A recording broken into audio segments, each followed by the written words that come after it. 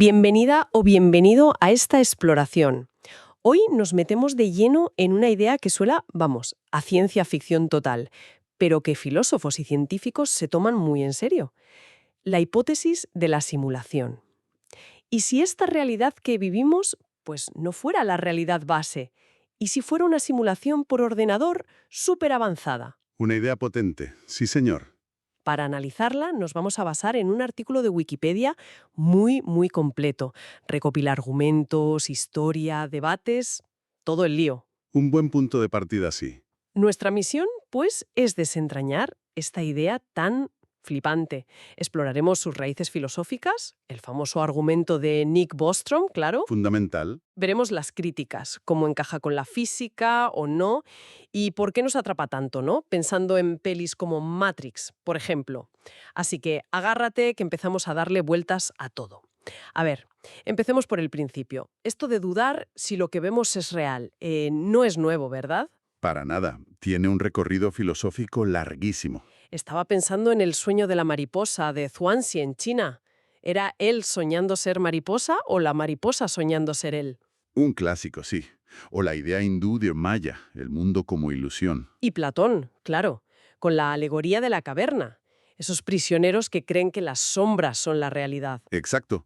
O incluso algunas corrientes gnósticas, con su idea de un creador menor, un demiurgo que hizo un mundo imperfecto. Todos ellos ya jugaban con eso, ¿no? La diferencia entre cómo parecen las cosas y cómo son en realidad. Eso es. Son antecedentes, digamos, conceptuales. Pero si buscamos ideas más directas de una realidad impuesta o simulada tecnológicamente, Ahí ya nos vamos a Descartes, supongo. ahí vamos. Descartes y su genio maligno. Él fue quien sistematizó esa duda radical. ¿Y si hay un ser que nos engaña todo el tiempo? El famoso pienso, luego existo, viene de ahí, de buscar una certeza. Justo. Y de ahí surgen luego experimentos mentales como el del cerebro en una cubeta. Podríamos ser solo un cerebro en un líquido, recibiendo señales. Qué mal rollo da eso siempre. Ya en el siglo XX la cosa se vuelve más tecnológica. Konrad Zuse, uno de los padres de la computación, ya sugirió que el universo podría ser computacional. Física digital, lo llaman. Ostras, ya entonces. Sí. Y luego a Hans Moravec, pensando en inteligencia artificial y en subir mentes a ordenadores, fue más allá. Especuló directamente. ¿Y si somos una simulación creada por nuestros descendientes? Y ahí llegamos al punto clave moderno, ¿no? Nick Bostrom, 2003. Efectivamente, el artículo de Bostrom es el que realmente pone esto en el mapa del debate contemporáneo. Su idea base suena casi lógica si la piensas fríamente. Si en el futuro hay civilizaciones con una capacidad de computación bestial, Algo que mucha gente ve bastante plausible, sí. hmm, pues podrían hacer simulaciones súper detalladas de sus antepasados. O sea, de gente como nosotros. Exacto. Pero la clave no es solo que puedan, sino cuántas podrían hacer. Ah, claro. Podrían hacer muchísimas. Tantísimas, que la mayoría de las mentes conscientes con experiencias como las nuestras no serían las biológicas originales, serían simuladas. Uf, y esa es la base de su famoso argumento, el trilema. Eso es. Bostrom lo formula como un trilema.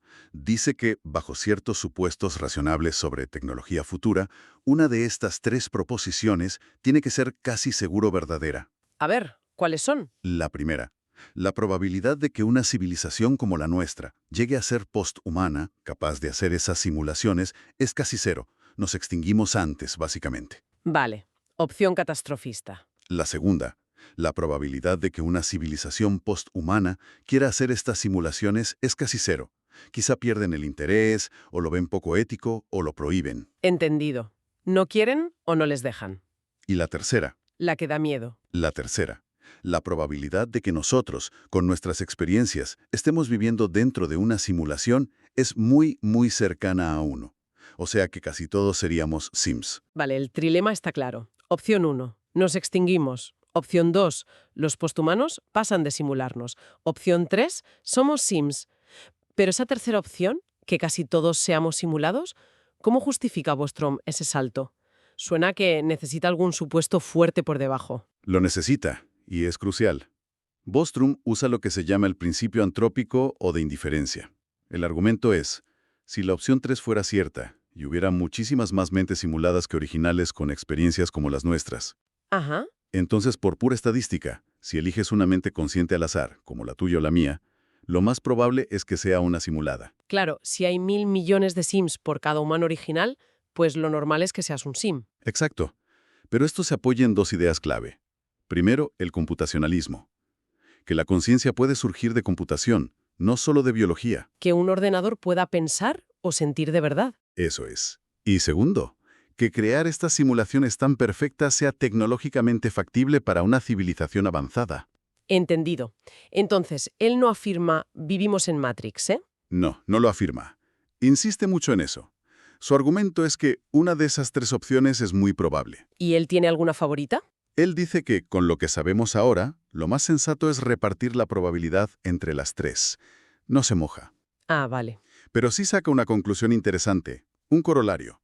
A menos que estemos ahora en una simulación, nuestros descendientes casi seguro que nunca ejecutarán simulaciones de ancestros. O sea que si somos reales, o la tecnología no llegará a opción 1, o decidirán no usarla para esto, opción 2. Exactamente.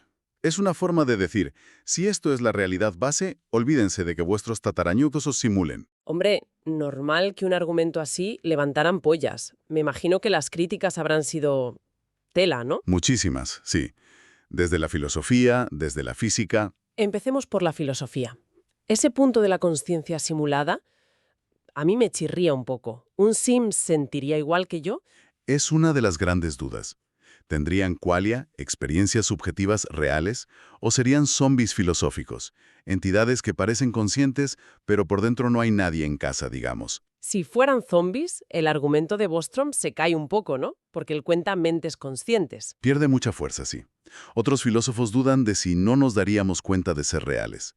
Barry Dayton intenta esquivar esto cambiando el enfoque. ¿Cómo?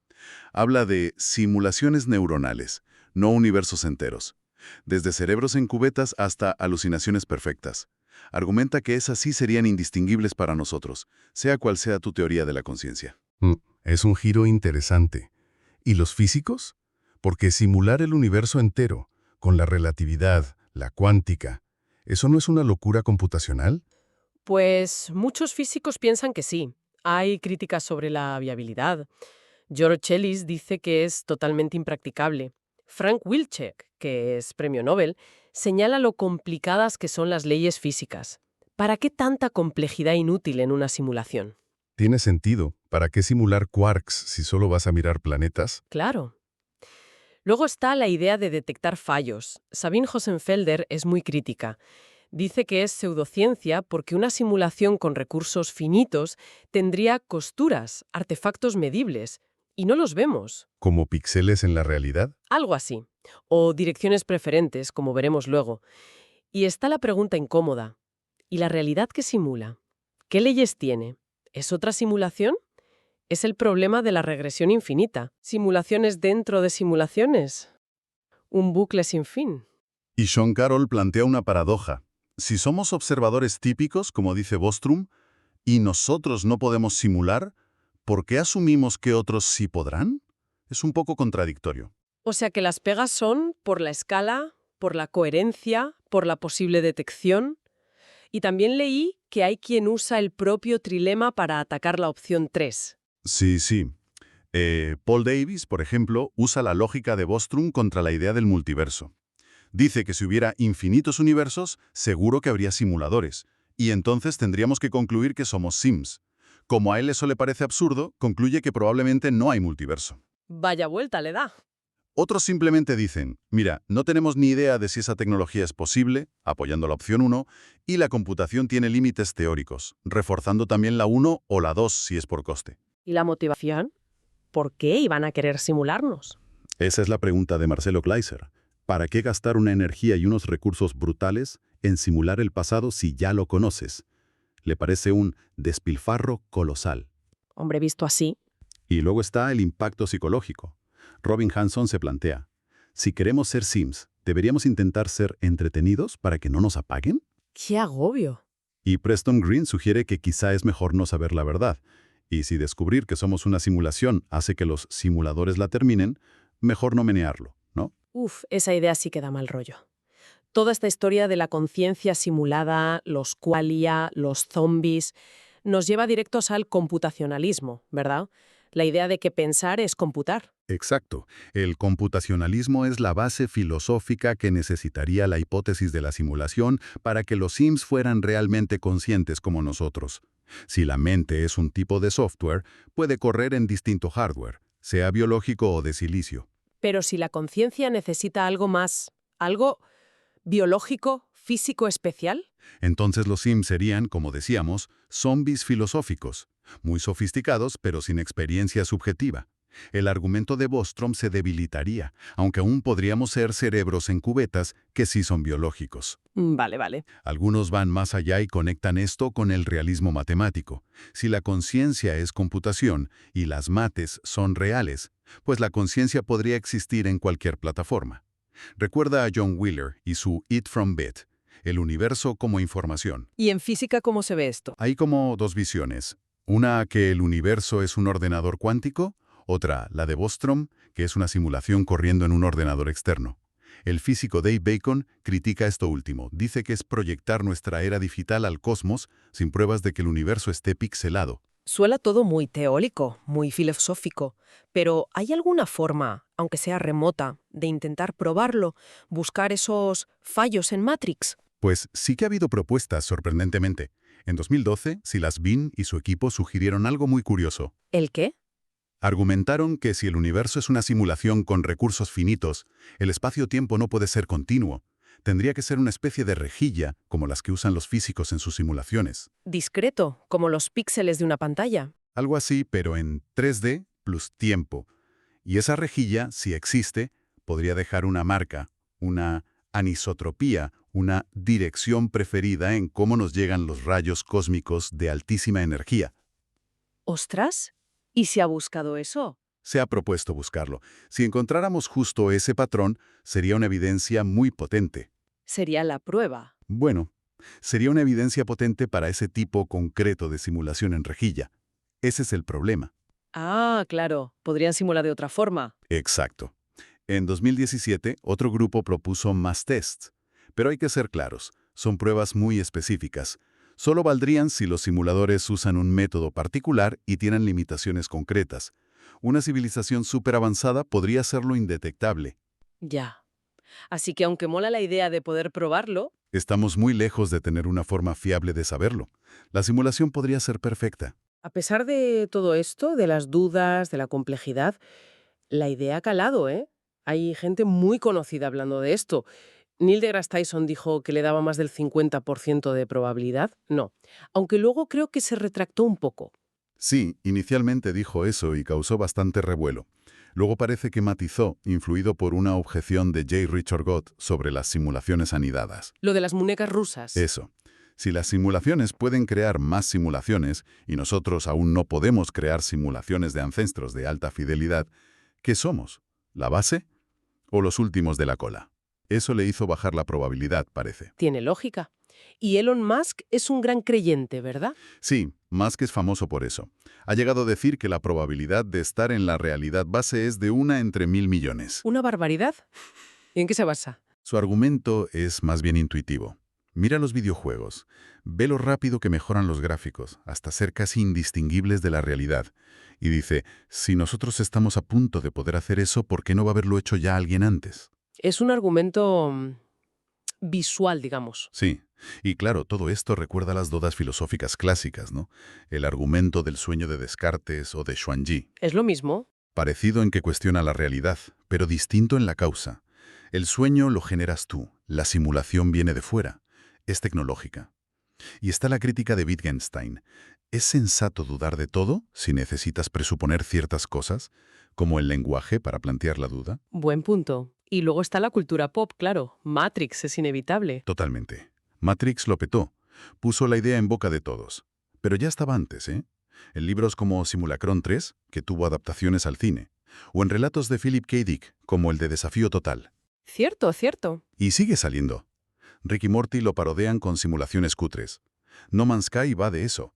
Series como 1899 jugaban con capas de realidad. Es un tema que vuelve porque toca algo muy profundo. Entonces, haciendo balance de todo este recorrido, ¿Con qué nos quedamos? Hay como una tensión, ¿no?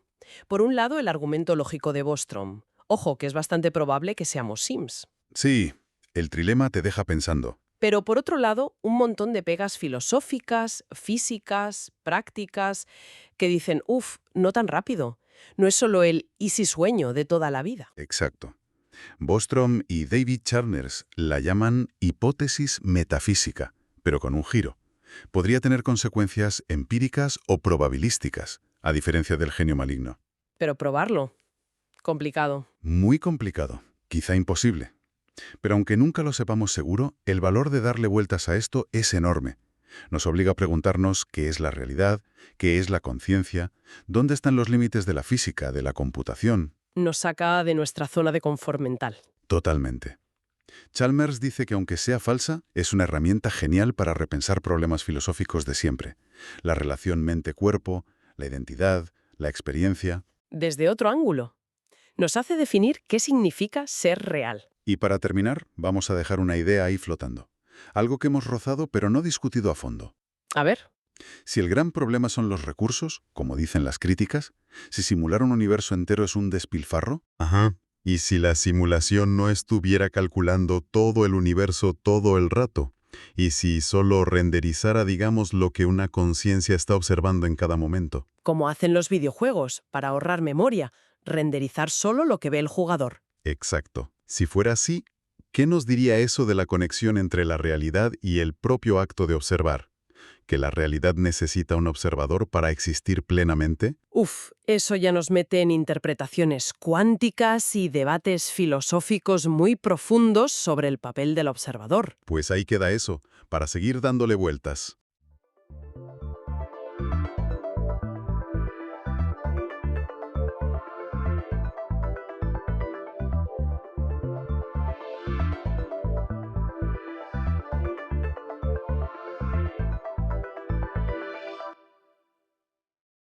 Bienvenidos a esta exploración. Hoy nos metemos de lleno en un periodo que, vamos, cambió por completo el mapa de América. Las guerras de independencia hispanoamericanas. Uf, un periodo larguísimo, ¿eh? Casi 25 años, más o menos, de 1808 a 1833. Y en una escala geográfica, bueno, brutal. Exacto. Y a veces lo vemos como una única lucha, ¿sabes? España contra América. Pero la realidad es mucho más enrevesada, ¿no? Como un montón de conflictos conectados uno detrás de otro. Sí, una especie de dominó, pero a cámara lenta y con piezas que se caían para todos lados. Justo eso. Pues hoy vamos a analizar esa cadena de guerras que llevó a la mayor parte de la América española a, bueno, a romper con la metrópoli. La idea es partir de una visión general, como la que podemos encontrar en fuentes de referencia, y sacar las claves, las causas de fondo, las fases más importantes y las consecuencias que todavía duran. A ver si ponemos un poco de orden. Vamos a desgranar esto. Pues es interesante empezar por ahí, porque el detonante, lo que encendió la mecha, no fue tanto un deseo general de independencia total al principio. ¿Ah, no? No, curiosamente vino de fuera, de Europa. Las guerras napoleónicas que estaban poniendo patas arriba al continente. Al principio, la idea de una separación completa, pues como que no estaba muy presente en la mayoría de los sitios. Vale, o sea que Napoleón fue la chispa. Pero claro, la pólvora ya estaba ahí, ¿no? Exacto. Había tensiones previas. Y siempre salen a relucir las reformas borbónicas de mediados del 18. A ver, explícanos un poco qué fueron y por qué crearon malestar. Cambiaron la relación, ¿verdad? Sí, fundamentalmente las reformas borbónicas querían modernizar y centralizar el imperio, copiando un poco el modelo absolutista francés. Ajá. Y para América, esto significó que se las empezó a ver más como colonias para sacar dinero, en vez de reinos con su propia historia y cierta autonomía. Intentaron subir los impuestos, controlar más la administración. ¿Y el tema de los cargos, eso cómo fue? Siempre se comenta. Pues sí, eso fue clave. Se empezó a poner a gente nacida en España, los peninsulares, en los puestos importantes. Administración, ejército, iglesia. Y claro, los criollos, los descendientes de europeos nacidos allí, se sintieron desplazados. ¿Normal? Claro. Y aparte de los cargos, ¿qué más hicieron estas reformas? Pues tocaron más teclas, por ejemplo. Intentaron reforzar el poder del rey sobre la Iglesia, lo que se llama políticas regalistas. Ah, Y eso llevó a la expulsión de los jesuitas en 1767, una orden súper influyente, ¿eh? Y con muchísimos criollos entre sus filas. También intentaron quitar privilegios, los fueros, al clero y a los militares. entiendo. Un intento de apretar las tuercas por todos lados. ¿Y en la economía? Has dicho subir impuestos. Exacto. Y controlar más la pasta de la Iglesia, que era un poder económico brutal, con muchas tierras y tal. Mm, Y la medida que más dolió fue la Ley de Consolidación de Vales Reales, en 1804. Una cosa un poco técnica, pero básicamente obligaba a la Iglesia a mandar su dinero líquido a España para pagar deuda pública. vaya. Claro. ¿Y qué hizo la Iglesia? Pues exigir que le devolvieran ya mismo los préstamos que había dado a terratenientes, a comerciantes, muchos de ellos criollos, y eso dejó a mucha gente importante con el agua al cuello. O sea que no fue solo una cuestión de orgullo herido por no pillar cargos, sino que les tocaron el bolsillo, pero bien. Sin duda, sin duda. Y aunque algunas reformas modernizaron cosas, por ejemplo en Cuba o en la zona del Río de la Plata, el balance general fue de más cabreo que otra cosa. Ya veo. Y no es casualidad que antes de 1808 ya hubiera habido líos gordos, ¿eh? La revuelta de los comuneros en Nueva Granada o la de Túpac Amaru II, en Perú, que fue enorme. No pedían independencia, pero protestaban contra estas políticas. Son antecedentes. Y mientras tanto, las ideas de la Ilustración circulando, las revoluciones de Estados Unidos, de Francia, todo eso sumaba, ¿no? Claro, claro. Ideas sobre que el poder viene del pueblo, la libertad de comercio, los derechos. Aunque fueran círculos pequeños, eso estaba ahí. Y los ejemplos de fuera demostraban que, oye, era posible cambiar las cosas. Ujú. Y encima, la reorganización militar dio más protagonismo a las milicias locales. Se crearon cuerpos armados con identidad más americana. Un caldo de cultivo perfecto, vamos. Pero entonces, volvamos al detonante que decías al principio. Napoleón. Sí, 1808, el año clave. Napoleón invade España, se lleva a Bayona a Carlos IV y a Fernando VII, los obliga a abdicar y pone a su hermano José, Pepe Botella, como rey. Menudo panorama. Imagínate, rechazo total en España y en América. Pero claro, un vacío de poder tremendo. El rey legítimo no está. ¿Quién manda aquí? ¿Y qué se hizo? ¿Cómo reaccionó la gente? Pues en España empezaron a surgir juntas locales, que tomaban el poder en nombre de Fernando VII. Se basaban en la idea antigua de que si el rey falta, el poder vuelve al pueblo, ¿no? Ah, vale. Hubo un poco de caos al principio sobre cuál mandaba más, hasta que en septiembre de 1808 se creó la Junta Suprema Central. Y aquí viene un punto importante. Metieron a representantes americanos, sí, pero poquísimos, en comparación con los de la península. Muy desigual. Anda. Ahí empieza el roce serio con América por la crisis. Justo. Ciudades americanas potentes como Quito o Chuquisaca, en lo que hoy es Bolivia, dijeron, oye, ¿y nosotros qué? ¿Por qué tan pocos? Y montaron sus propias juntas en 1809, diciendo que tenían el mismo derecho a gobernarse en nombre del rey. ¿Y qué pasó con esas primeras juntas? Pues las autoridades de allí, los virreyes y tal, las reprimieron. A la fuerza. Pero la idea ya estaba sembrada, ¿sabes? Y aquí es donde la cosa se acelera de verdad. Me suena que a principios de 1810 la cosa en España se pone peor para los españoles, ¿no? Los franceses avanzan. Sí, la Junta Central tiene que salir pitando, se disuelve y se refugia en Cádiz. Y dejan el poder en manos de un consejo de regencia. Vale. Y ese consejo hace algo increíble. Convoca Cortes Generales, como un Parlamento Nacional, en Cádiz.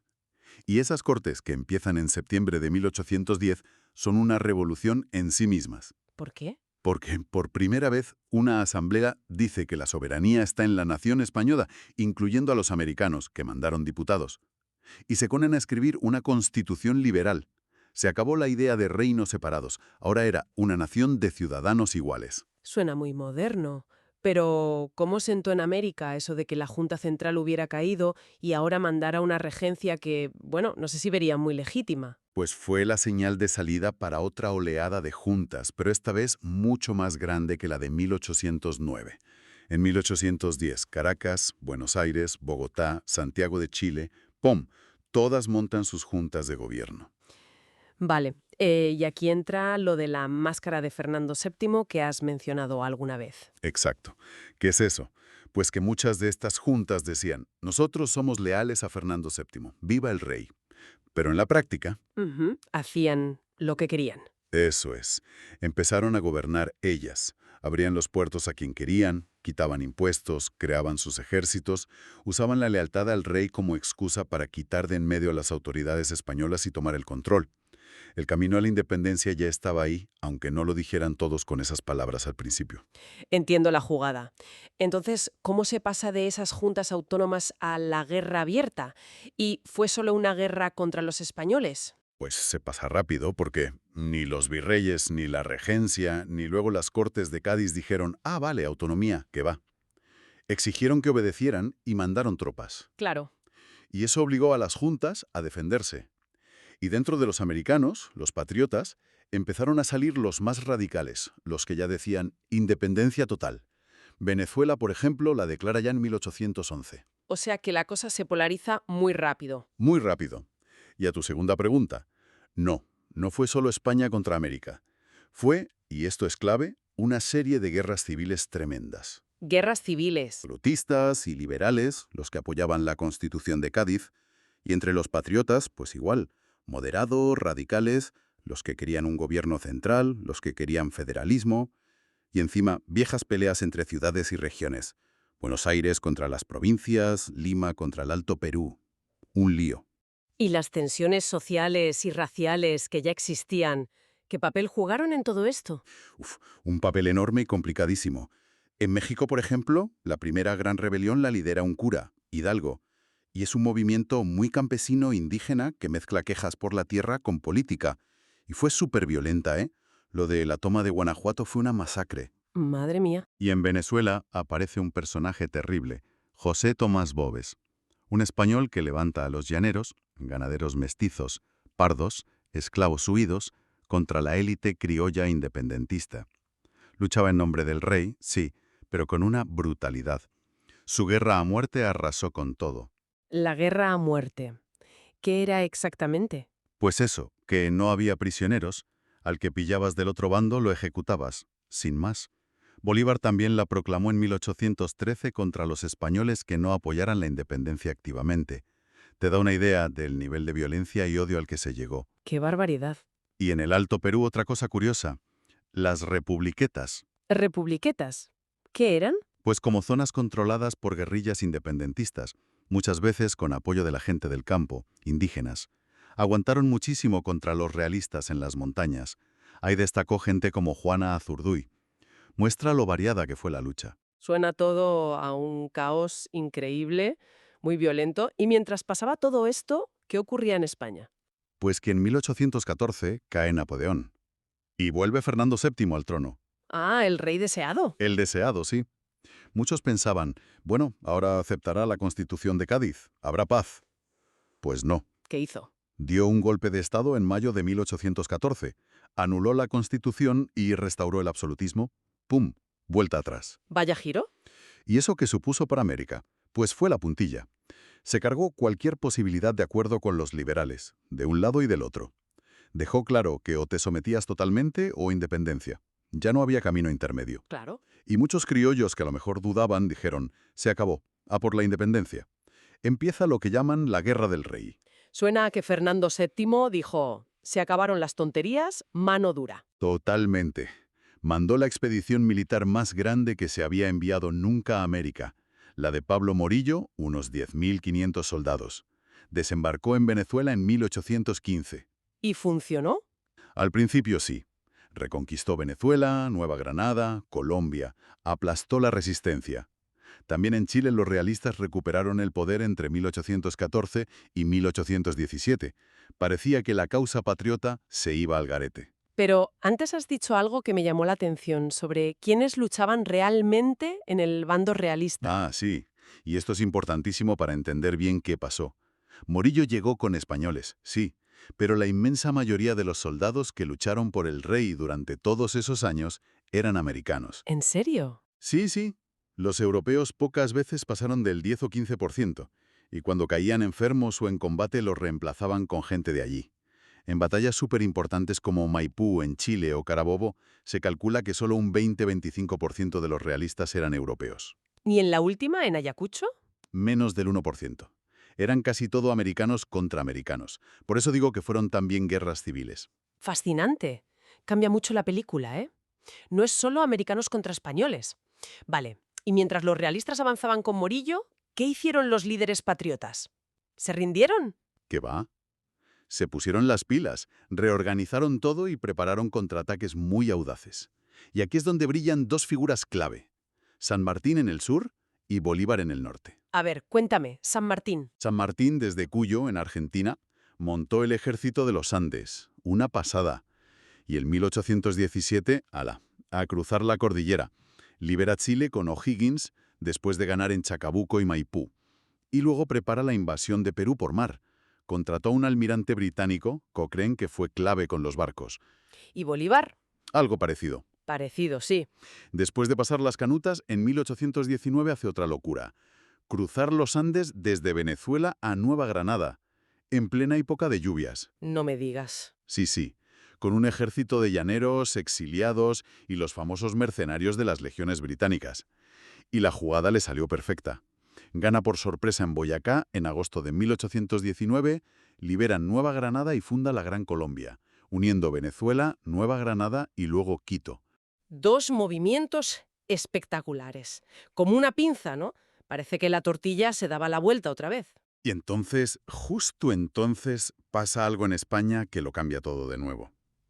En enero de 1820, un comandante, Rafael del Riego, Me suena ese nombre. claro, se subleva en Cabezas de San Juan, en Sevilla. ¿Y con qué tropas? Con las que estaban esperando para ir a América a luchar contra Bolívar y San Martín. Muchísimo. Fue demoledor para los realistas. Primero, se acabó el envío de refuerzos desde España. 0. Segundo, lío interno en el ejército realista de América. Muchos oficiales eran liberales y simpatizaban. Otros eran absolutistas y desconfiaban del gobierno de Madrid. Hubo divisiones, deserciones. Ya. Y tercero, el gobierno liberal español intentó negociar con los americanos ofreciéndoles la Constitución. Pero claro, a esas alturas ya era tarde. La mayoría ya solo quería la independencia total. O sea que la propia España, con sus líos políticos, le dio la puntilla a su dominio en América, ¿no? En gran medida, sí. Facilitó muchísimo el remate final. En México, por ejemplo, pasó algo curioso. Un antiguo jefe realista conservador, Iturbide, se alía con el líder rebelde Guerrero, Vaya mezcla. ofreciendo el trono a un príncipe español y garantizando la unión. El último jefe español allí, O'Donoghue, lo aceptó en el Tratado de Córdoba, aunque luego España no lo reconoció. Total, que Iturbide acabó siendo emperador él mismo. ¿Y Centroamérica? Se unió un ratito al imperio de Iturbide y luego se separó tranquilamente como una federación. ¿Y en Sudamérica? ¿Cómo acabó la cosa? Pues San Martín había entrado en Lima en 1821 y declarado la independencia de Perú, pero los realistas seguían fuertes en la sierra. Ajá. Bolívar, mientras, había asegurado Venezuela, ganando en Carabobo en 1821, y Quito con la victoria de Sucre en Pichincha en 1822. Entonces se reúne con San Martín en Guayaquil en julio de 1822, la famosa entrevista. ¿Y qué pasó ahí? Siempre hay misterio con eso. Pues no se sabe seguro, pero el resultado es que San Martín decidió retirarse y dejarle a Bolívar todo el mando para terminar la faena en Perú. Vale. Y Bolívar se puso a ello. El ejército realista, en Perú, estaba además debilitado, porque sus jefes, el virrey La Serna, que era más liberal, y el general Olañeta, que era absolutista, estaban peleados entre ellos. Les vino bien a los patriotas, supongo. Claro, y la batalla final fue Ayacucho, en diciembre de 1824. El ejército de Bolívar, mandado por su mejor general, Sucre, destrozó a los realistas. Esa batalla selló la independencia de Perú y de toda Sudamérica. Poco después, en 1825, el Alto Perú se declaró independiente como Bolivia, claro, en honor a Bolívar. Ayacucho. El punto final, entonces. De la Guerra Gorda, sí. Todavía quedaron algunos grupitos realistas resistiendo. El fuerte del Callao en Perú, la isla de Chiloé en Chile, aguantaron hasta 1826. ¿Mm? Hubo un intento español de reconquista en México en 1829 con Barradas, pero fue un desastre. Y unas guerrillas realistas en la Patagonia, los Pincheira, que dieron guerra hasta 1832, pero ya eran los últimos coletazos. ¿Y España cuándo se rindió oficialmente? Pues después de morir Fernando VII, en 1833 ya abandonaron los planes de reconquista, y en 1836 renunciaron a la soberanía sobre el continente. Luego fueron reconociendo a los nuevos países poco a poco. Eso sí, Cuba y Puerto Rico siguieron siendo españolas hasta 1898. Entendido. Y mientras tanto, ¿qué hacían las otras potencias? ¿Reino Unido, Estados Unidos? Miraban para otro lado. Que va, que va. Reino Unido jugó un papel importantísimo. Oficialmente eran neutrales, pero vamos, les venía de perlas que España perdiera el monopolio comercial. Claro, negocio es negocio. Exacto. Comerciantes británicos metiéndose. Voluntarios como las legiones británicas luchando con Bolívar.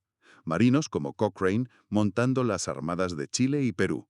Y su diplomacia fue clave para que otros países europeos no ayudaran a España. ¿Y Estados Unidos? Pues parecido.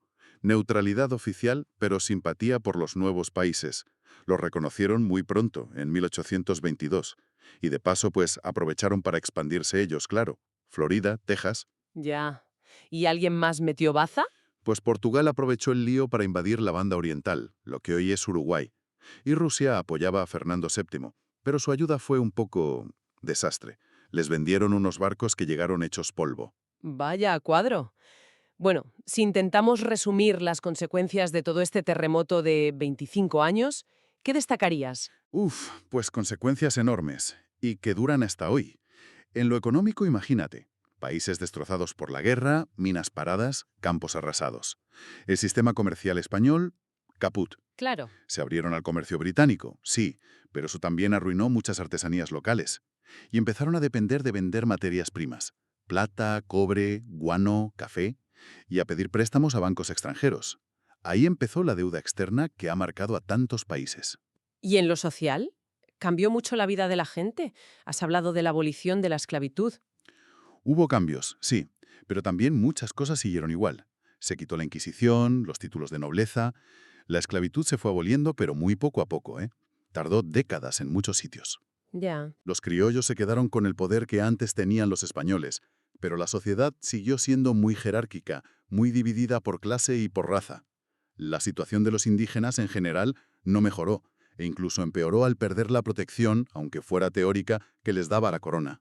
Has mencionado antes a Juana Azurduy. ¿Y las mujeres en general? Que siempre se quedan un poco olvidadas en estas historias de guerras. Pues es súper importante hablar de ellas. No fueron solo víctimas o espectadoras. ¿Qué va? Hubo mujeres de todas las clases metidas hasta el fondo. ¿Cómo? Pues como espías, pasando información, que era vital. Como enfermeras, cuidando heridos, consiguiendo comida, ropa. Como organizadoras políticas, escribiendo en las tertulias. Y sí, también como combatientes, con las armas en la mano. Nómbrame alguna más, aparte de Azurduy. Pues Manuela Sáenz, la compañera de Bolívar, que era mucho más que eso, era colaboradora activa. O Policarpa Salabarrieta en Nueva Granada, Leona Vicario en México. Mujeres que se jugaron el cuello por la causa. Y que, ojo, muchas veces también luchaban por sus propios derechos en unas sociedades muy machistas. Muy interesante ese punto. ¿Y políticamente? ¿Qué quedó después de tanta guerra? Pues lo primero, fragmentación. El sueño de Bolívar de una gran Colombia unida, o la Federación Centroamericana, se rompieron en pedazos. Salieron un montón de países nuevos, con fronteras que no estaban claras, con identidades nacionales todavía flojas, y unas peleas internas terribles entre los que querían un gobierno central fuerte y los que preferían más autonomía para las regiones, los federalistas. Y de esas peleas salió esa figura tan típica del siglo XIX hispanoamericano. El caudillo. Exacto. La guerra dejó ejércitos enormes llenos de veteranos. Y esos militares, con sus líderes carismáticos que controlaban tropas, tierras, gente, pues llenaron el vacío de poder. Hombres fuertes. Hombres fuertes, sí, que mandaban en su región, a veces en todo el país. Daban estabilidad a ratos, pero también generaban muchísima inestabilidad y guerras civiles continuas. Dominaron la política durante décadas. Vale, entonces intentando recapitular, una crisis en España que empieza con Napoleón, desata un proceso súper complejo en América. Ujú. Empieza como una búsqueda de autonomía, pero dentro de la monarquía, y acaba en unas guerras terriblemente sangrientas por la independencia total. Eso es. Y esas guerras no son solo contra España, sino también y quizás sobre todo conflictos internos muy bestias, sociales, raciales, regionales. Es una buena síntesis. Yo creo que sí. Que capta lo esencial. Esa doble cara.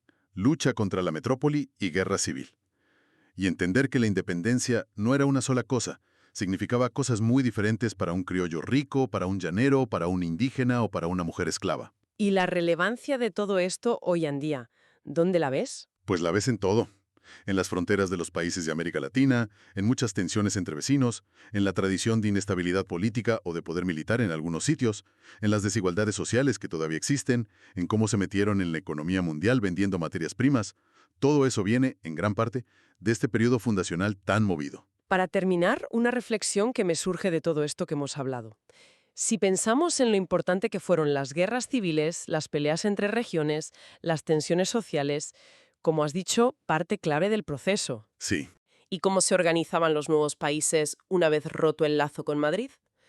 Quizás la pregunta no es tanto por qué se independizaron, sino qué significó esa independencia para cada uno de los que la vivieron y pelearon. Ahí lo dejo, para darle una vuelta.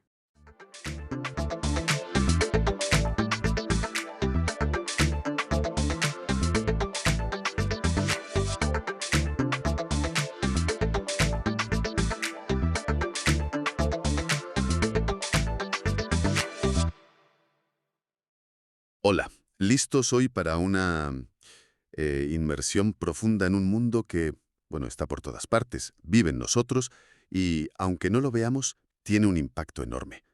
Hoy exploramos el universo de las bacterias. Un universo fascinante, desde luego. Para guiarnos un poco, hemos estado buceando en la información, bueno, extensísima que ofrece Wikipedia sobre ellas. Hemos intentado sacar lo esencial, ¿no? Lo más llamativo. Sí, porque hay muchísimo que contar. Exacto. El objetivo es ir un poco más allá de la idea simple de bichos o gérmenes. Queremos entender qué son de verdad, apreciar su increíble diversidad, sus orígenes, que son antiquísimos, y cómo su actividad constante pues da forma al planeta y también a nuestra salud. Es que están en todo. Totalmente. Y pensemos un momento en la escala, que es brutal. Se habla de billones con B, o sea, millones de millones, viviendo solo en nuestro cuerpo, más que nuestras propias células. Sí, la cifra supera nuestras células. ¿Y en la Tierra? Bueno, las estimaciones ya son de quintillones, una barbaridad. Son, vamos, de lejos, los organismos más abundantes, los pioneros de la vida aquí. Pero claro, ¿cuánto sabemos realmente de estos titanes diminutos? Pues seguramente menos de lo que pensamos. Empecemos por lo básico, ¿no? A ver, ¿qué es una bacteria, fundamentalmente? Pues, en esencia, son microorganismos procariotas. Y esta palabra procariota es clave. Ajá. Significa que su estructura celular es diferente, fundamentalmente distinta a la nuestra. Nosotros somos eucariotas. La diferencia más gorda es que ellas no tienen un núcleo definido que envuelva su material genético, y son, casi todas, seres de una sola célula, unicelulares. Y muy pequeñas, ¿no? Entiendo que mucho más que nuestras células. Generalmente sí. Hablamos de tamaños de pues, entre medio micrómetro y 5 micrómetros, más o menos. Pero, ojo, aquí viene una de las primeras sorpresas que rompe esquemas. ¿Ah, sí? Hay excepciones que son espectaculares. Tiomargarita namibiensis, por ejemplo, puede llegar a medir medio milímetro. Se ve a simple vista. Medio milímetro. Ya es bastante. Pero es que hay más.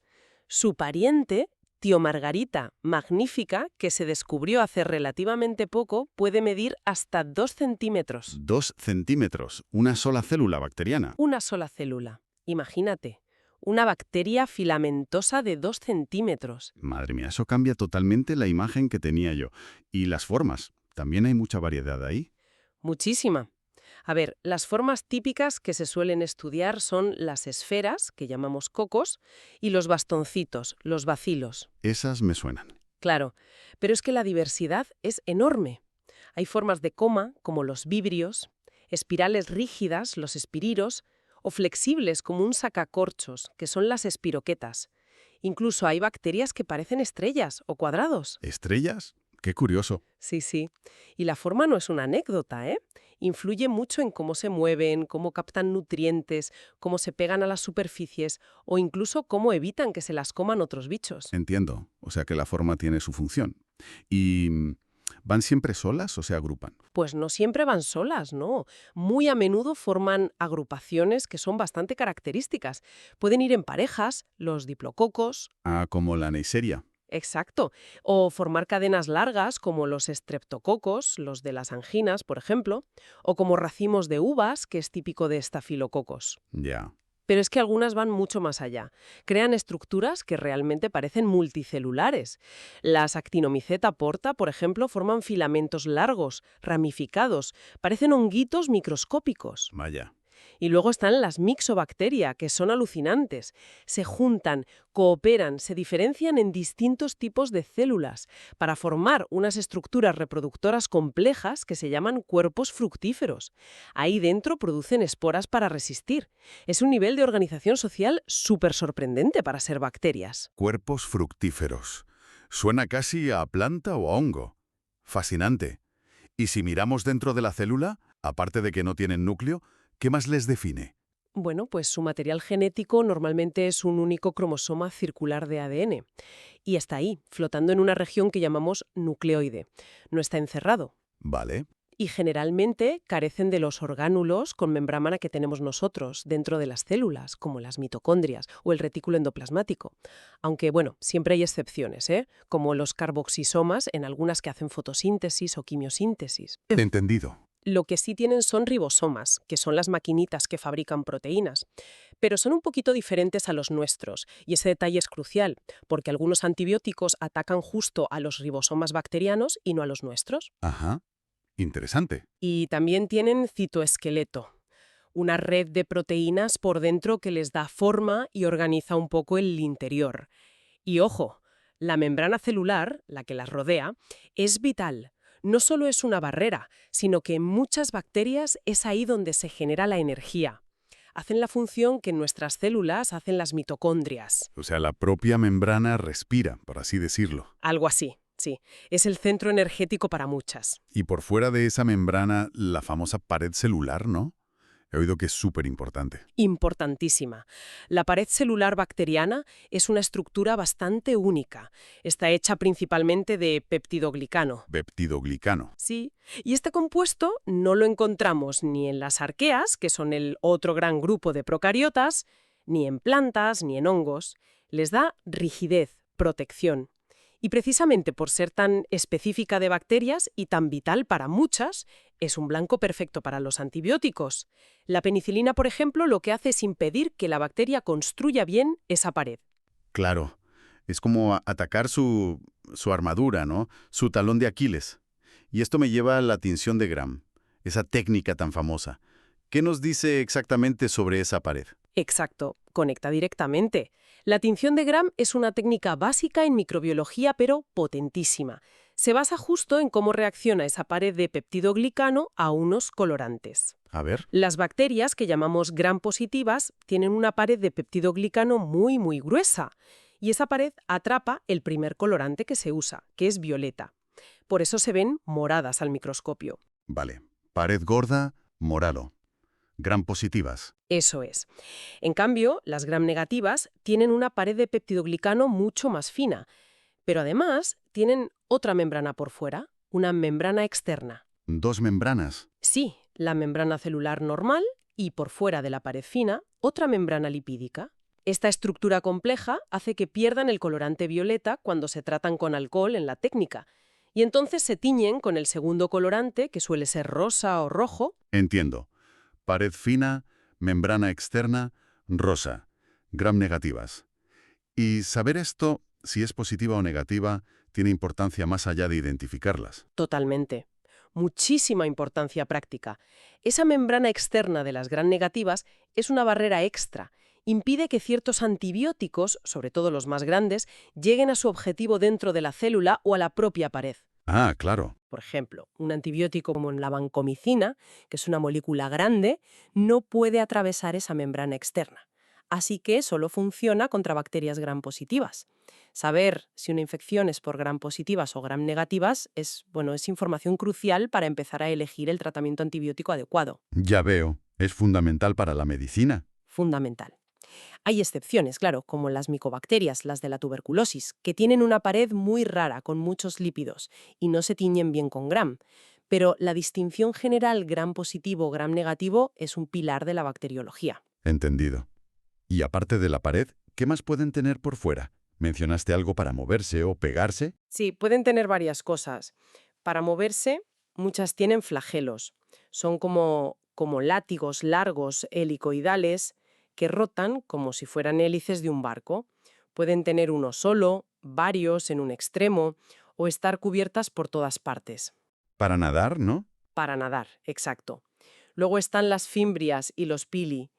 Son como pelitos, filamentos más cortos y generalmente más numerosos que los flagelos. Las fimbrias suelen servir para adherirse a superficies, y eso incluye nuestras propias células. Son importantes para que las bacterias colonicen o infecten. O sea, para agarrarse. Eso es. Y los pili tienen funciones variadas. Una muy importante es la conjugación bacteriana. Conjugación. ¿Qué es eso? Es un proceso increíble. Una bacteria puede construir un puente, un pilus especial hacia otra bacteria y pasarle un trozo de su material genético, por ejemplo un plásmido, con genes de resistencia a antibióticos. Es como sexo bacteriano, pero unidireccional y solo de ADN. Ostras. O sea, se pasan información genética así. Sí, es un mecanismo clave para que se extienda, por ejemplo, la resistencia a antibióticos tan rápido. Qué pasada.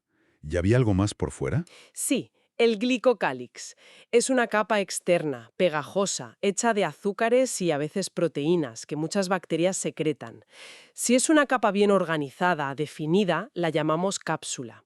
Si es más laxa, desorganizada, la llamamos capa mucosa o limo. ¿Y para qué sirve eso? Pues para muchas cosas. Protege a la bacteria de que se seque, a veces del sistema inmunitario del huésped, le ayuda a pegarse a superficies y, muy importante, es fundamental para formar biofilms. Los biofilms, los has mencionado un par de veces, son esas comunidades de bacterias de las que se oye hablar tanto ahora, ¿verdad?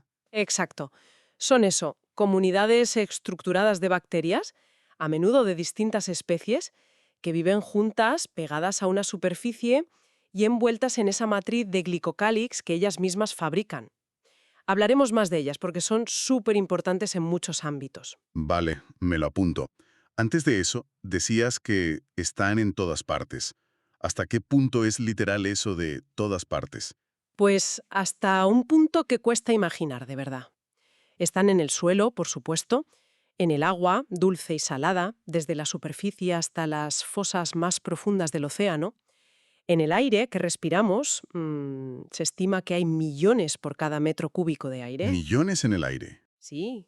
En el hielo de los polos, en fuentes termales hirviendo y ácidas, en residuos radioactivos, en las rocas a kilómetros de profundidad bajo nuestros pies. Son una parte masiva de todos los ecosistemas. Increíble. Y fíjate, un dato importante, en los océanos hay unas bacterias fotosintéticas, las cianobacterias, que producen una parte enorme del oxígeno que respiramos, quizás hasta la mitad del oxígeno del planeta, viene de ellas. La mitad del oxígeno. O sea que les debemos muchísimo. Absolutamente. La biomasa total de las bacterias en la Tierra, o sea, su peso conjunto, es gigantesco. Solo lo supera globalmente la biomasa de las plantas. Y algunas viven en sitios que para nosotros serían, vamos, mortales al instante. Las extremófilas se llaman. Exacto, las extremófilas son las maestras de la supervivencia. Hay bacterias que viven dentro de rocas en la Antártida, a temperaturas bajo cero. Se llaman criptoendolith. Dentro de las rocas. Sí, en microfisuras. Otras, como termos acuáticos, viven felices en géiseres a más de 70 grados centígrados. Y de hecho, una enzima de esta bacteria, la Taq polimerasa, que aguanta el calor, es la que permitió desarrollar la técnica de PCR, revolucionó la biología molecular. La PCR. Claro, la que se usa para copiar ADN masivamente. Y viene de una bacteria de un geyser. ¡Qué fuerte! Esa misma. Y tenemos a Deinococcus radiodurans, que es capaz de soportar dosis de radiación miles de veces más altas que las que matarían a un humano. Su ADN se hace pedazos y lo repara en cuestión de horas. Alucinante. Hay bacterias en el Mar Muerto, con una salinidad extrema, otras en ambientes superácidos o superalcalinos, Y quizá el experimento más espectacular, encontraron esporas de Bacillus subtilis que habían sobrevivido casi 6 años pegadas en el exterior de un satélite de la NASA, expuestas al vacío, a las temperaturas extremas y a la radiación UV del espacio. 6 años en el espacio. Es increíble. Has mencionado las esporas. Son como una especie de semillas de supervivencia. Algo así, pero muchísimo más resistentes que una semilla. Algunos tipos de bacterias, como los géneros Bacillus y Clostridium, pueden formar unas estructuras llamadas endosporas cuando las cosas se ponen feas. Falta de comida, condiciones extremas. Ajá. No es una forma de reproducirse, ¿eh? Es una forma de resistir.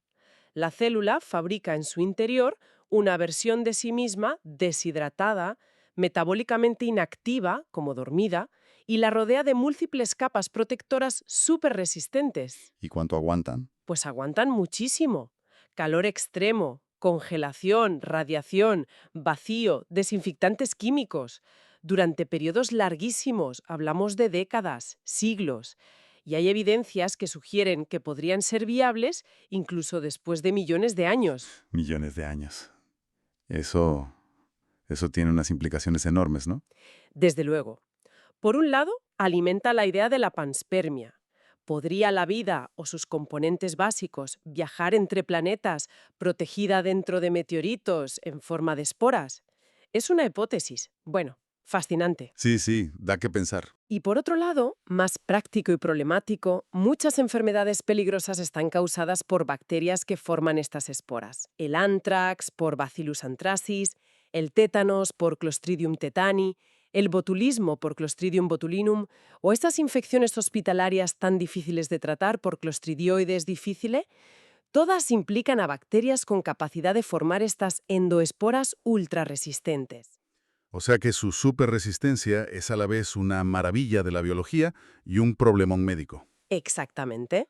Y si son tan antiguas y tan resistentes, ¿desde cuándo están aquí? ¿Cuál es su origen? Pues, están aquí desde el principio prácticamente. Se cree que las primerísimas formas de vida que aparecieron en la Tierra hace unos 4.000 millones de años eran bacterias o algo muy parecido. 4.000 millones de años. Sí. Y durante los siguientes 3.000 millones de años, ellas y las arqueas fueron básicamente las dueñas del planeta. Dominaron la Tierra ellas solas durante la inmensa mayoría de la historia de la vida. Es increíble pensar en esa escala de tiempo. Y lo más interesante es que además jugaron un papel absolutamente crucial en que aparecieran después formas de vida más complejas, como nosotros, los eucariotas. ¿Ah, sí? ¿Cómo fue eso? Pues a través de un proceso que se llama endosimbiosis. La teoría, que hoy está muy aceptada, dice que algunos orgánulos clave de nuestras células, de las células eucariotas, se originaron a partir de bacterias que fueron tragadas por otras células más primitivas hace muchísimo tiempo. ¿Tragadas? Sí, fagocitadas. Pero en lugar de ser diferidas, establecieron una relación de beneficio mutuo, una simbiosis, viviendo dentro de la célula hospedadora. ¿Y qué orgánulos vienen de ahí? Pues nada menos que las mitocondrias, que son como las centrales energéticas de nuestras células. Se cree que provienen de antiguas bacterias del grupo de las alfaproteobacterias. Nuestras mitocondrias eran bacterias. Eran bacterias de vida libre, sí. Y los cloroplastos, los orgánulos que hacen la fotosíntesis en las plantas y las algas, descienden de antiguas cianobacterias que también fueron incorporadas de forma similar. O sea que llevamos el legado de bacterias ancestrales dentro de cada una de nuestras células. Exacto. Somos, en parte, el resultado de antiguas alianzas bacterianas. Es una idea bastante vertiginosa, ¿verdad? Totalmente. Y hablando de energía y metabolismo, has dicho que las mitocondrias eran las centrales energéticas. Si las bacterias no suelen tenerlas, ¿cómo comen? ¿Cómo obtienen energía? Imagino que habrá de todo. De todo y más. Su diversidad metabólica es asombrosa.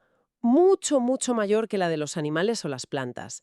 A ver, se pueden clasificar según varios criterios. Vale. ¿De dónde sacan la energía? Si de la luz, son fototrofas. Si de compuestos químicos, quimiotrofas. ¿De dónde sacan los electrones que necesitan para sus reacciones químicas? Si de compuestos inorgánicos como el amoníaco, el azufre o el hierro, son litótrofas. Si de compuestos orgánicos, como nosotros, son organotrofas. Litótrofas. Comen piedras, casi. Bueno, compuestos inorgánicos, sí. Y finalmente, ¿de dónde sacan el carbono para construir sus moléculas? Si lo cogen del CO2 del aire, como las plantas, son autótrofas. Si necesitan tomar compuestos orgánicos ya hechos, son heterótrofas, como nosotros. Uf, qué lío de nombres. Pero entiendo la idea. Tienen muchísimas maneras distintas de conseguir energía y materiales. Exacto, y pueden combinar estas características de muchas formas. Además, pueden respirar oxígeno, como nosotros, son aerobias, o pueden respirar usando otras cosas en lugar de oxígeno, como nitrato o sulfato, son anaerobias estrictas o facultativas, o pueden hacer fermentaciones, que es un proceso que no necesita ni oxígeno ni ningún otro aceptor externo de electrones. Vale, una flexibilidad metabólica tremenda. ¿Y eso qué impacto tiene en el planeta? Un impacto total. Absoluto.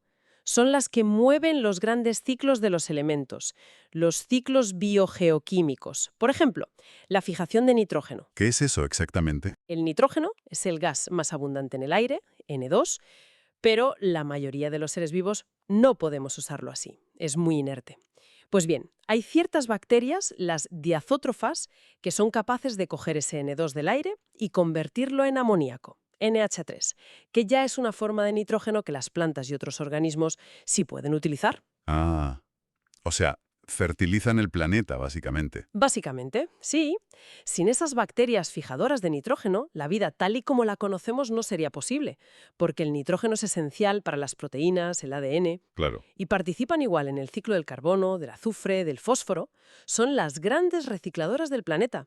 Descomponen la materia orgánica muerta, devolviendo los nutrientes al sistema para que otros los puedan usar. Entiendo. Su papel ecológico es fundamental. Fundamental. Aunque también tiene su lado, digamos, menos positivo en este aspecto. Algunas bacterias pueden transformar metales pesados, como el mercurio, en formas mucho más tóxicas, metilmercurio, que luego se acumulan en las cadenas alimentarias. Vaya, o sea que también pueden liarla, ¿no? Sí, pueden contribuir a problemas de contaminación. Y por supuesto no podemos olvidar que llevamos milenios aprovechando su metabolismo aunque no lo supiéramos, para hacer queso, yogur, vinagre, bebidas alcohólicas como el vino o la cerveza, aunque ahí las levaduras también son clave. Todo eso se basa en la fermentación bacteriana. Es verdad. Miles de años usándolas sin saber ni que existían. Y para crecer, para multiplicarse. ¿Cómo lo hacen? Supongo que muy rápido, ¿no? Muy, muy rápido, si las condiciones son buenas. Su forma principal de reproducción es asexual. Se llama fisión binaria. Es simple. Una célula crece un poco y se divide en dos células hijas, que son genéticamente idénticas, clones. Clones. Sí, y en condiciones óptimas de temperatura, nutrientes, etc., algunas bacterias, como la famosa E. coli, pueden duplicarse cada 20 minutos. Cada 20 minutos. Sí, eso es un crecimiento exponencial brutal. Imagínate, una sola bacteria puede dar lugar a millones en pocas horas. Claro, que esto no puede durar para siempre, no. En un cultivo en el laboratorio o en la naturaleza, llega un punto en que se acaban los nutrientes o se acumulan productos de desecho que son tóxicos para ellas. Entonces, ¿qué pasa? Pues que el crecimiento se frena. Vemos una curva típica de crecimiento, primero una fase de adaptación, como que se están acostumbrando al nuevo ambiente, que se llama fase de latencia. Luego viene la fase de crecimiento a toda pastilla, la exponencial o logarítmica. Después, cuando los recursos empiezan a escasear, entran en la fase estacionaria, donde el número de bacterias más o menos se mantiene estable. Las que se dividen compensan a las que mueren. Y finalmente, si las condiciones siguen empeorando, viene la fase de declive o muerte. Entiendo la curva. ¿Y todas siguen esta misma pauta de crecer a lo loco cuando pueden? ¿O hay distintas estrategias? Hay distintas estrategias, sí. Hay bacterias que son como oportunistas. Crecen súper rápido en cuanto tienen recursos, como las cianobacterias que a veces forman esas mareas o floraciones, blooms, en lagos o en el mar cuando hay muchos nutrientes. Ajá. Pero otras son más estrategas, digamos. Están adaptadas a vivir en ambientes donde siempre hay mucha competencia y pocos recursos, como el suelo. Y un ejemplo clásico de esto son las bacterias del género Streptomyces. ¿Streptomyces? ¿Qué tienen de especial? Pues que viven en el suelo y son famosas porque producen una variedad enorme de... Antibióticos. Anda. Antibióticos. O sea, medicamentos. Bueno, nosotros los usamos como medicamentos, pero ellas los producen para luchar contra otras bacterias que compiten con ellas por el espacio y la comida en el suelo. Es como una guerra química a escala microscópica. Qué bueno. O sea, producen armas para quitarse de en medio la competencia. Exactamente. Producen compuestos para frenar el crecimiento o matar a sus vecinas y así quedarse ellas con los recursos. Y claro, nosotros los humanos hemos aprendido a aislar esos compuestos y usarlos para tratar nuestras propias infecciones bacterianas. La mayoría de los antibióticos que usamos vienen originalmente de bacterias como Streptomyces o de hongos. Qué curioso, ¿eh? Su guerra nos da medicinas. Hablando de moverse y competir, antes mencionaste los flagelos para nadar. Se mueven mucho. ¿Y cómo saben a dónde ir? ¿Van a lo loco? No, no van a lo loco, que va. Muchas son móviles, sí, y los flagelos les permiten nadar de forma activa, pero tienen sistemas para detectar cosas en el ambiente. Por ejemplo, cambios en la concentración de sustancias químicas. Eso se llama quimiotaxis. Quimiotaxis. Sí. Pueden detectar si hay más comida en una dirección o si hay una sustancia tóxica en otra, y entonces dirigen su movimiento para acercarse a lo bueno o alejarse de lo malo. No es al azar, nadan con intención, digamos. Vale, como si olieran la comida. Algo así. Y también pueden responder a la luz, fototaxis, a la temperatura, al oxígeno. Tienen sus sensores. Y ojo, que no solo se mueven nadando con flagelos. Hay otros tipos de movimiento. Algunas se deslizan sobre las superficies, un movimiento que se llama gliding. Otras usan unos pili especiales, los pili de tipo 4, para moverse como a tirones, enganchándose y retrayéndose. Es el twitching motility. Gliding, twitching. Vaya nombres. Sí, y algunas incluso coordinan su movimiento. Las mixobacteria, que mencionamos antes, las de los cuerpos fructíferos, se mueven juntas en grupos, como enjambres, deslizándose sobre la superficie para cazar y comerse a otras bacterias. Son depredadoras sociales. Bacterias cazadoras. Sí, y aún hay más. Algunos patógenos, como Listeria o Shigella, una vez que han invadido una de nuestras células, son capaces de secuestrar proteínas de nuestro propio citoesqueleto. Las usan para construir una especie de cola de cometa detrás de ellas que las impulsa a toda velocidad por el interior de la célula e incluso pueden pasar así directamente a la célula vecina sin salir fuera. Pero bueno, ¿usan nuestras propias piezas para moverse dentro de nosotros? Es increíble. Es una estrategia de infección muy eficaz. Y antes mencionaste también la comunicación. ¿Cómo se comunican entre ellas? ¿Si son células individuales? Pues tienen formas sorprendentes de hacerlo. Una muy estudiada y fascinante es el quorum sensing. Quorum sensing. Percepción de quórum. Suena a política. Jaja, un poco sí. A ver, imagínate un grupo de bacterias. Muchas de ellas pueden liberar al ambiente una molécula señal específica, como un mensaje químico. Cuando hay pocas bacterias, la concentración de esa señal en el entorno es muy baja. Vale. Pero a medida que la población de bacterias crece, liberan más y más señal, y la concentración de esa molécula en el ambiente aumenta. Cuando la concentración llega a un cierto nivel, a un umbral, a un quórum, Ajá. las bacterias detectan que ya son muchas. Y esa detección dispara en todas ellas, de forma coordinada, la activación de ciertos genes. Ostras. O sea, es como si pasaran lista y dijeran, ya somos suficientes, ahora todos a la vez. Exactamente. Es justo eso. Es un mecanismo de comportamiento colectivo. Les permite coordinar acciones que solo tienen sentido o son efectivas si las hacen muchas bacterias juntas al mismo tiempo. ¿Y qué tipo de acciones coordinan así? Pues muchas cosas. Por ejemplo, la producción masiva de enzimas para digerir un alimento que es difícil de romper, o la producción de bioluminiscencia. Esa luz que emiten algunas bacterias, por ejemplo en simbiosis con peces abisales o calamares para atraer presas o pareja. Solo les compensa encender la luz si son muchas y hacen un buen foco. Ya veo. O, volviendo a ellos, la formación y mantenimiento de los biofilms. El quorum sensing es fundamental para que las bacterias se organicen en esas comunidades. Ajá, volvemos a los biofilms. ¿Por qué son tan importantes en este contexto de comunicación y cooperación? Decías que eran comunidades. Exacto, porque vivir en un biofilm es una estrategia de vida cooperativa súper exitosa para las bacterias. Se pegan a una superficie, empiezan a comunicarse con quorum sensing, producen esa matriz pegajosa de glicocálix que las envuelve y las protege, y crean una comunidad estructurada, a menudo con distintas tareas o ambientes dentro del propio biofilm. Como una pequeña ciudad bacteriana. Sí, algo así. Y vivir ahí les da muchas ventajas. Están mucho más protegidas de las amenazas del exterior. De que se sequen, de que se las coman otros microorganismos, de los desinfectantes. Y muy, muy importante, de los antibióticos. ¿También de los antibióticos? Muchísimo más. Una bacteria que vive dentro de un biofilm puede ser cientos o incluso miles de veces más resistente a un antibiótico que la misma bacteria si estuviera flotando sola por ahí. ¿Miles de veces? ¿Por qué? Por varias razones. La matriz pegajosa dificulta que el antibiótico penetre y llegue a todas las bacterias. Además, dentro del biofilm, las bacterias pueden estar en estados metabólicos diferentes, algunas como más dormidas, y los antibióticos suelen funcionar mejor contra bacterias que están creciendo activamente. Y también pueden intercambiar genes de resistencia más fácilmente ahí dentro.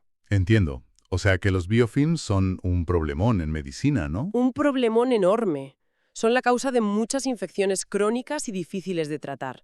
Infecciones en heridas que no curan, en catéteres, en implantes como prótesis de cadera o válvulas cardíacas. Y también son un problema en la industria. Contaminan tuberías, equipos. Ya veo. La unión hace la fuerza. Y la resistencia a los antibióticos. ¿Y sus relaciones con otros organismos son siempre así de bélicas o de formar comunidades cerradas? No, que va, ni mucho menos. Hay todo un abanico de interacciones. Tenemos el comensalismo, bacterias que viven con nosotros, por ejemplo en nuestra piel o en nuestra boca, y que en principio ni nos benefician ni nos perjudican de forma clara. Simplemente están ahí. La flora normal, ¿no? Eso es, aunque ahora preferimos llamarla microbiota. Luego está el mutualismo, donde ambos organismos, la bacteria y el hospedador, salen beneficiados. Y el ejemplo más claro y espectacular de esto es nuestra propia microbiota intestinal. La famosa flora intestinal que ahora se llama microbiota. Exacto. Esos billones y billones de bacterias que viven en nuestro intestino grueso principalmente. Son fundamentales para nuestra salud. ¿En qué nos ayudan exactamente? Pues en un montón de cosas. Nos ayudan a digerir algunos componentes de los alimentos que nosotros no podemos descomponer, como ciertas fibras vegetales. Producen vitaminas que son esenciales para nosotros y que no podemos fabricar o no en cantidad suficiente. Vitaminas. ¿Cuáles, por ejemplo? Pues la vitamina K, muy importante para la coagulación de la sangre. También producen algunas vitaminas del grupo B, como la biotina, el ácido fólico y, ojo al dato, la vitamina B12. La B12 también. Sí, y aquí hay un detalle realmente sorprendente y que poca gente sabe. Los únicos organismos en toda la Tierra capaces de sintetizar la vitamina B12 desde cero son las bacterias y las arqueas. ¿En serio? Ni plantas ni animales podemos. Nadie más. Todos los animales, incluidos nosotros, dependemos directa o indirectamente de conseguir esa B12 que han fabricado las bacterias, ya sea comiendo alimentos de origen animal que la acumulan o a través de nuestra propia microbiota. ¡Wow! No tenía ni la más remota idea de que la B12 fuera de origen exclusivamente bacteriano. Eso sí que es fundamental. ¡Qué fuerte! ¿Verdad? Y además de la nutrición, la microbiota intestinal entrena a nuestro sistema inmunitario para que aprenda a distinguir lo propio de lo extraño y lo peligroso de lo inofensivo. Y muy importante, ocupan el espacio y consumen los recursos en el intestino. Eso hace que sea mucho más difícil que lleguen bacterias patógenas, peligrosas, y puedan instalarse y causar una infección. Es lo que se llama exclusión competitiva. O sea que nos protegen de las malas. Exacto. Es una simbiosis súper beneficiosa para ambos. Increíble todo lo bueno que hacen. Pero claro, también está el lado oscuro, ¿no? Las que causan enfermedades. Claro. Inevitablemente tenemos que hablar del parasitismo o la patogenicidad. Las bacterias han sido y siguen siendo la causa de algunas de las enfermedades más terribles y devastadoras de la historia de la humanidad. Sí. La peste bubónica, causada por Yersinia pestis, el cólera por Vibrio cholerae, la tuberculosis por Mycobacterium tuberculosis, la lepra, el tétanos, la difteria, plagas que han matado a millones de personas. Da escalofríos pensarlo. Y hoy en día siguen siendo causa de una cantidad enorme de infecciones. Neumonías, infecciones de orina, infecciones de heridas quirúrgicas, meningitis, intoxicaciones alimentarias. causadas por bacterias muy comunes como Staphylococcus, Streptococcus, Pseudomonas aeruginosa, que a menudo es oportunista y afecta a gente ya debilitada, o ciertas cepas de E. coli, que aunque la mayoría son inofensivas o beneficiosas, algunas son muy peligrosas. Y algunas viven dentro de nuestras células, has dicho. Sí, hay patógenos que son intracelulares obligados, es decir, solo pueden vivir y multiplicarse dentro de las células del huésped, como las Rickettsia, que causan el tifus, o las clamidia. Y muchas bacterias patógenas producen toxinas muy potentes. Toxinas. Sí, sustancias venenosas pueden ser parte de la propia estructura de la bacteria, como las endotoxinas de las gram-negativas, que se liberan sobre todo cuando la bacteria muere y se rompe y causan fiebre e inflamación. O pueden ser exotoxinas, proteínas que la bacteria secreta activamente al exterior y que tienen efectos muy específicos y a menudo devastadores. La toxina botulínica, por ejemplo, la del botulismo, es la sustancia más tóxica que se conoce. Madre mía. Y nuestra principal arma contra todas estas bacterias malas son los antibióticos, ¿verdad? Pero has dicho antes que cada vez funcionan peor. Ese es, sin duda, uno de los mayores desafíos de salud pública que tenemos ahora mismo a nivel global, la creciente resistencia a los antibióticos. ¿Por qué pasa eso? Pues porque las bacterias evolucionan muy rápido. Tienen tiempos de generación muy cortos y mecanismos para intercambiar genes, como la conjugación que comentamos. El uso masivo y a menudo incorrecto o excesivo que hemos hecho de los antibióticos durante décadas, tanto en medicina humana como en veterinaria o agricultura, ha ejercido una presión selectiva enorme. Seleccionando a las resistentes. Exacto. Si usas un antibiótico, matas a las bacterias sensibles.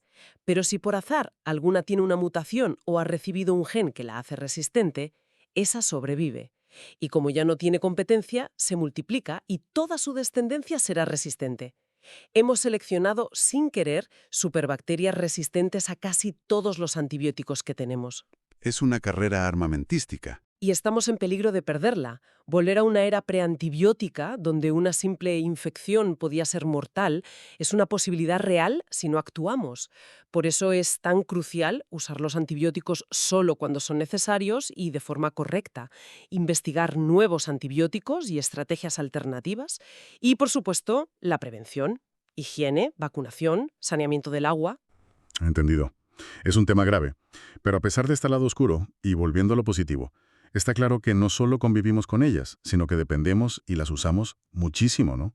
En la industria, por ejemplo. Absolutamente. Más allá de la fermentación de alimentos, que ya es importantísima y milenaria, las usamos en un montón de procesos industriales modernos. En biorremediación, por ejemplo. Biorremediación. Sí, consiste en usar organismos vivos, en este caso bacterias u hongos o plantas, para limpiar o descontaminar ambientes. Hay bacterias que son capaces de comerse, de degradar contaminantes muy chungos, como el petróleo de los vertidos marinos o disolventes industriales o pesticidas. Se aprovecha su metabolismo especializado. ¡Qué útil! Muy útil. Y en la industria química se usan como pequeñas fábricas biológicas para producir un montón de cosas. Enzimas para detergentes, vitaminas, aminoácidos para piensos animales, incluso plásticos biodegradables. Plásticos. Sí, algunos tipos de bacterias pueden acumular polímeros de reserva en su interior, que son químicamente poliésteres, y se pueden extraer y usar como plásticos biodegradables.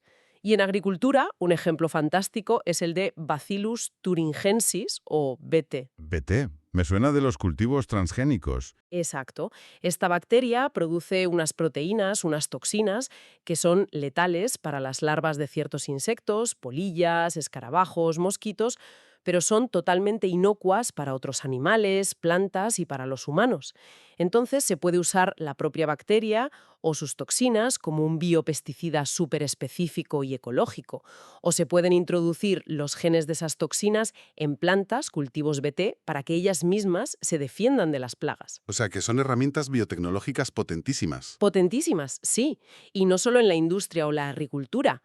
Han sido y siguen siendo absolutamente fundamentales para que avance la ciencia básica, la investigación. ¿Cómo?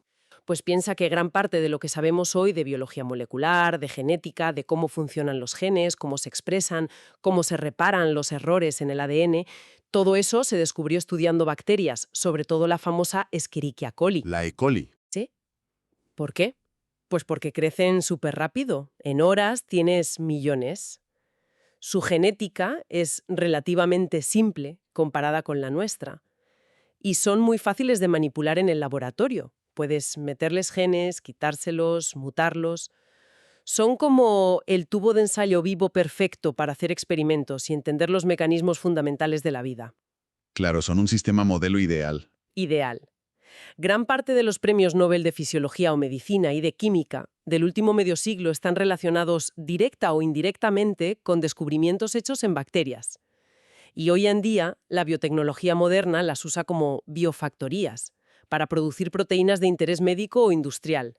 La insulina humana que usan los diabéticos, por ejemplo, ahora se produce masivamente en bacterias a las que se les ha metido el gen humano de la insulina. Increíble. O sea que fabrican insulina para nosotros. Insulina, factores de crecimiento, vacunas, anticuerpos, un montón de productos biofarmacéuticos. Es alucinante todo lo que sabemos y todo lo que hacemos con ellas. Pero tengo entendido que a pesar de todo este conocimiento y todas estas aplicaciones, la inmensa mayoría del mundo bacteriano sigue siendo un completo misterio para nosotros. ¿Es así? Así es. Y este es quizá uno de los puntos más importantes y que más me fascina a mí.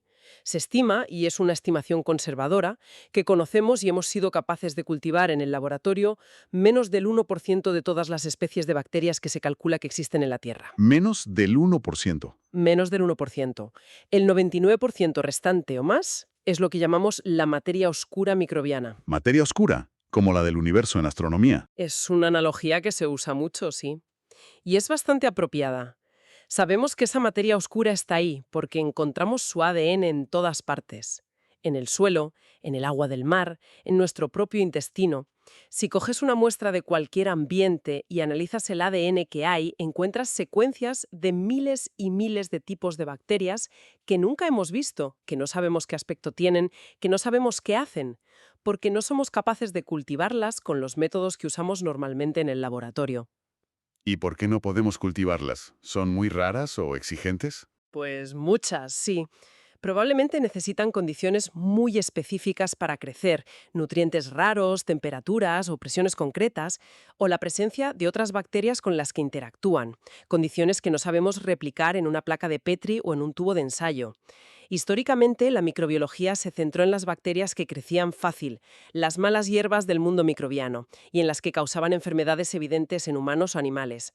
La inmensa mayoría silenciosa, la que no crecía en nuestros caldos de cultivo estándar simplemente, quedó ignorada. O sea, que hemos estado estudiando solo una parte muy pequeña y quizá no representativa del todo. Exacto. Hemos tenido una visión muy sesgada. ¿Y cómo estamos empezando ahora a explorar esa materia oscura? ¿Se puede hacer algo si no las podemos cultivar? Sí, y eso es lo emocionante de la microbiología actual. Gracias a las técnicas moleculares que se han desarrollado en las últimas décadas, sobre todo las basadas en el análisis del ADN y el ARN directamente de las muestras ambientales, sin necesidad de cultivo. Como la PCR que mencionaste antes. La PCR fue un primer paso, permitía detectar genes específicos, pero la verdadera revolución ha venido con la secuenciación masiva de ADN, las técnicas de metagenómica. Ahora podemos coger una muestra de suelo, de agua, de heces y secuenciar directamente millones de fragmentos de ADN de todos los microorganismos que hay ahí. Todo a la vez. Todo a la vez, y luego con herramientas bioinformáticas muy potentes, intentamos reconstruir los genomas de esas bacterias desconocidas, predecir qué genes tienen, qué funciones podrían hacer. Es como pasar de mirar el cielo con unos prismáticos a tener el telescopio espacial Hubble. Estamos empezando a vislumbrar una diversidad biológica y un potencial metabólico que eran inimaginables hace solo 20 o 30 años. O sea que lo que sabemos, que ya nos parece muchísimo y súper importante, podría ser solo la punta del iceberg de lo que realmente hay ahí fuera. Sin ninguna duda. Estamos literalmente apenas arañando la superficie de la verdadera diversidad, de la verdadera complejidad y de la verdadera importancia funcional del mundo bacteriano en nuestro planeta. Madre mía, recapitulando un poco entonces hemos pasado de verlas casi solo como gérmenes a entender que son las arquitectas ancestrales de la vida en la Tierra, los motores bioquímicos que mueven los ciclos del planeta, simbiontes esenciales para nuestra propia salud, herramientas biotecnológicas superpotentes y, a la vez, Un vasto continente de conocimiento que está aún en su mayor parte por explorar. Exactamente, esa es la idea clave, creo yo. Son increíblemente antiguas, son increíblemente adaptables, son increíblemente diversas y son absolutamente fundamentales para que la vida tal y como la conocemos exista. Entenderlas es entender cómo funciona la biosfera a un nivel muy, muy profundo. Y ese mundo oculto, esa materia oscura microbiana, no solo es fascinante por sí mismo, sino que probablemente encierra secretos y soluciones para muchos de los grandes desafíos que tenemos como especie, desde nuevas medicinas hasta formas más sostenibles de producir energía o alimentos o de limpiar la contaminación. Queda clarísimo que esta mayoría invisible es mucho, mucho más influyente de lo que solemos pensar. Moldean nuestro mundo y nuestra propia biología de formas que apenas estamos empezando a descubrir. Y eso nos lleva quizá a una reflexión final, algo para darle una vuelta. Si realmente la inmensa mayoría de las bacterias sigue ahí fuera, sin que las hayamos estudiado, sin que sepamos cultivarlas con nuestros métodos actuales, ¿qué funciones absolutamente cruciales para los ecosistemas globales o incluso para nuestra propia fisiología, para nuestra salud, podrían estar desempeñando ahora mismo sin que tengamos ni la más remota idea? Qué capacidades bioquímicas asombrosas, qué interacciones ecológicas complejas, qué secretos sobre la evolución de la vida se esconden todavía en esa materia oscura microbiana. Quizá los descubrimientos más revolucionarios sobre la biología y sobre nuestro planeta estén aún por llegar, esperando a que desarrollemos las herramientas y la perspectiva para explorar de verdad esa inmensa y en gran parte desconocida diversidad. ¿Qué nos espera ahí fuera?